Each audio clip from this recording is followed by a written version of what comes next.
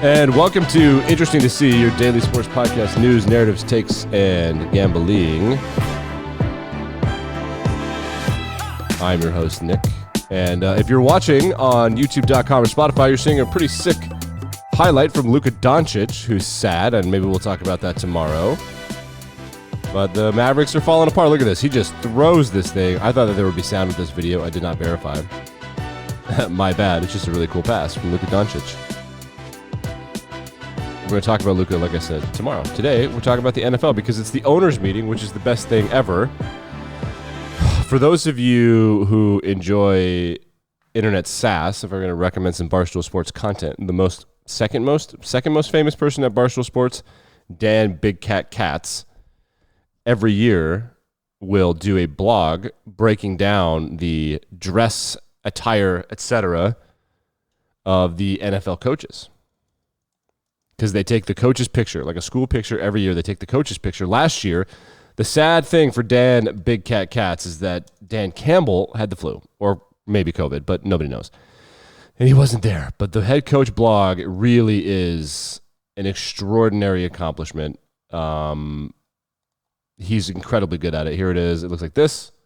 Maybe I'll put the link in the description. I never put links in the description of this show. However, I think this time might warrant it. See, look at they take a picture like this and he just blogs about it. I would never hawk Barstool content at you for those of you that believe that misogyny is bad. But Dan's a good guy. He's like one of the guys that he might know where the bodies are buried at Barstool, which is why he would be canceled. But this blog is probably sick, if I had to guess. It's probably hilarious, especially for those of you old people out there that like to laugh at people like Bill Belichick and Andy Reid every year. Is there a Hawaiian shirt? I can't see. Is Andy there? I'm pretty sure he's there. Actually, the reason I'm pretty sure he's there because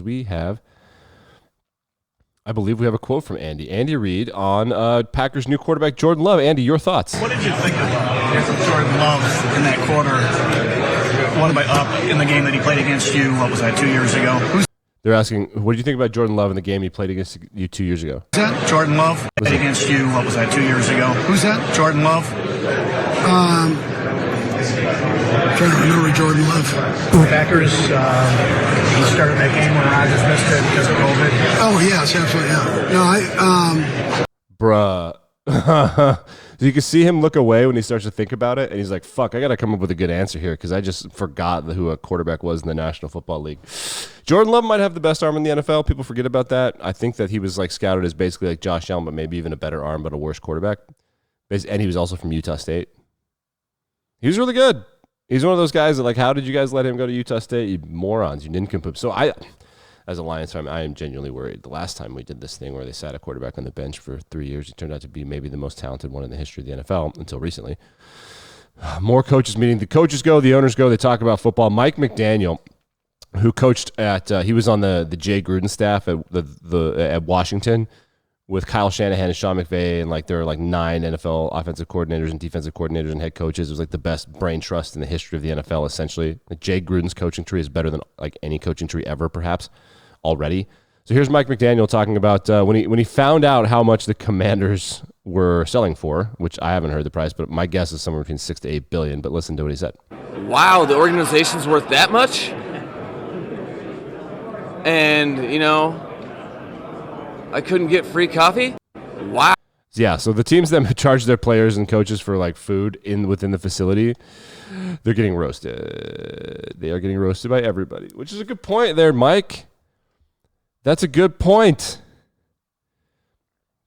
Meek Mill, who was a rapper and a former ghostwriter for Drake, reached out to the New England Patriots to say that Lamar Jackson was interested in coming to New England.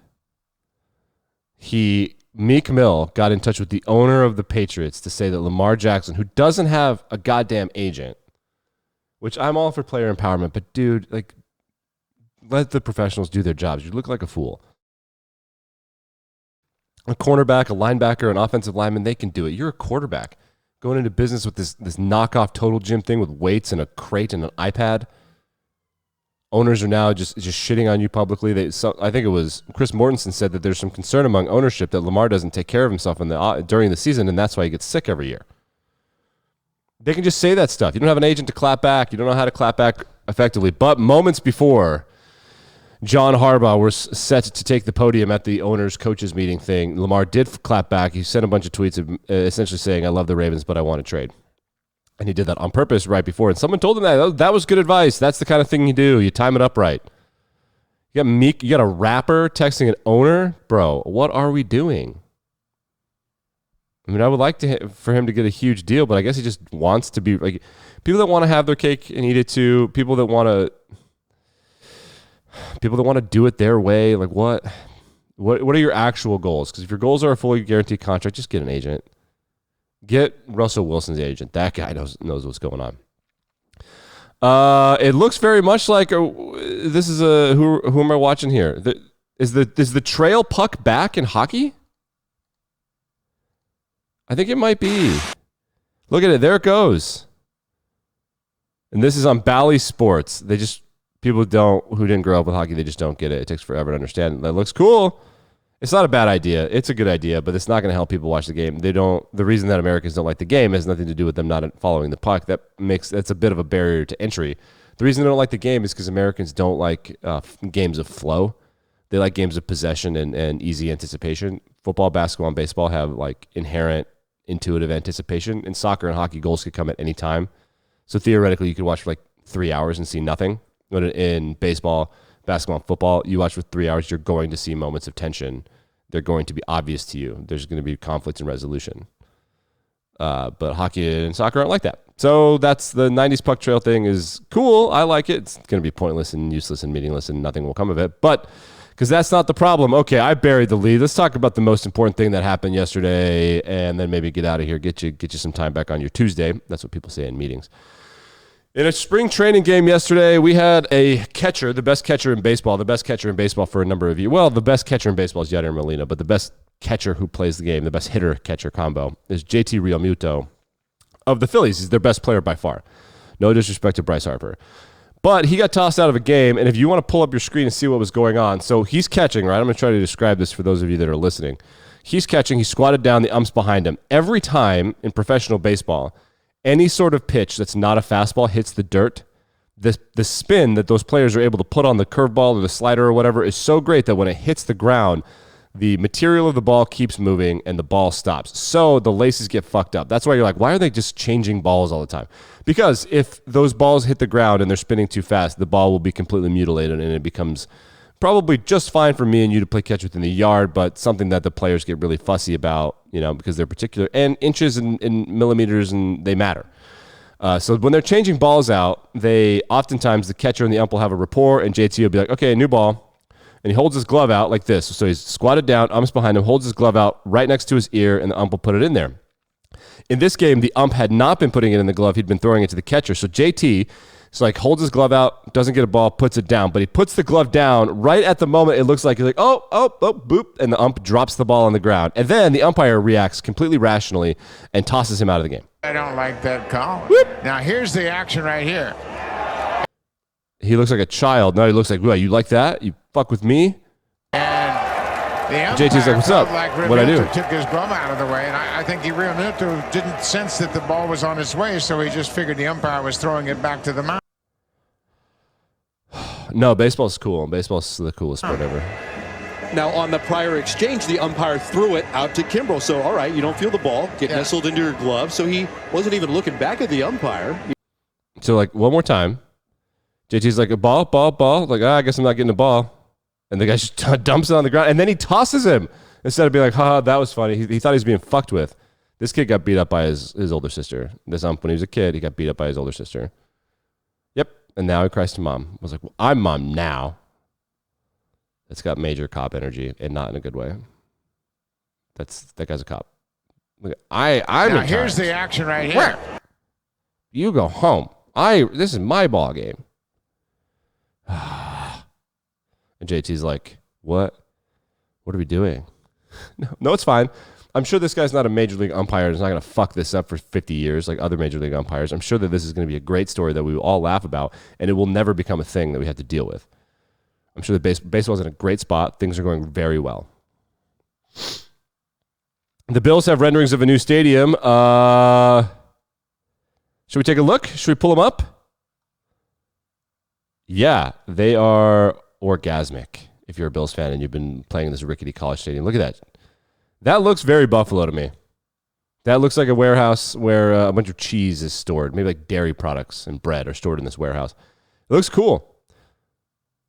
Yeah, I like it. It's got some shade there. See these little awnings right here? They keep out the sun for the fans. They keep the noise in, which is super helpful when you're trying to be loud. So that's why Seattle's so loud. The brick, look at all the brick. The brick is nice. This is going to be a pretty stadium. Good for Buffalo. Oh, I didn't realize that was like mesh. These aren't just a wall. It's like mesh. I like that. Very, very subtle. I like this. The LA Rams Stadium or the Charger Stadium too, they can't host the World Cup because they didn't make the field size big enough. Just make sure the most important thing about a stadium is that it's a stadium, and the Bills are taking care of that. The Bills are taking care of it, which is good. I like that they're prioritizing, I don't know, the game of football. And Taylor Swift can play there if she likes. Also, every time you get a new stadium in the NFL gifts you a Super Bowl. For the love of God. Remember when we had one cold weather Super Bowl in New Jersey because the New Yorkers would obviously they're going to get a cold weather Super Bowl with their new stadium. Detroit got a Super Bowl. Minneapolis got a Super Bowl. It's like a rule. Chicago's going to get a lot of Super Bowls, I think. Maybe, though. It's not in Chicago. It's like in Wisconsin, essentially. The Bills got it. Bills are going to figure it out. Good for them. They deserve it. The city of Buffalo, of all the cities that love their football team enough to collectively pay taxes on a stadium to have a football team, I think that they're the ones that for example, the Dolphins, fuck them, move the team, build your own stadium and move the team. But Buffalo, of course we'll pitch in, even though you're a billionaire. But we want the team. We want to pursue happiness. Tottenham Hotspur have sacked their head coach after just 16 months. This is their third coach. 3 years. As the Premier League season winds down, Arsenal are going to win the league. It very much appears. So let's check in on the standings. The Spurs are really fun. That's my favorite team. They're really great. They are often the fourth or fifth best team in the league, essentially always. Arsenal are up what? They've got 8-point lead on Man City. I think that there are 4 or 5 games left, so that would mean Man City has to win out, Arsenal has to lose out. And who does Arsenal have? They barely qualify for Champions League. They've been really kind of a shit show for the last 5 years or so. They got it together toward the end of COVID, and they've been making a run and getting players, and they look good. They're going to win the league. They have Liverpool, West Ham, Southampton, Man City, Chelsea, Newcastle, Brighton, Nottingham Forest, Wolves. So they've got 4 or 5 games in there they could lose, but they got 4 or 5 pretty easy victories. So coming down the home stretch in the Prem. Can't wait. I have not read the coach's blog, the coach picture blog like I pitched to you earlier, and I'm very excited to just dive into that thing.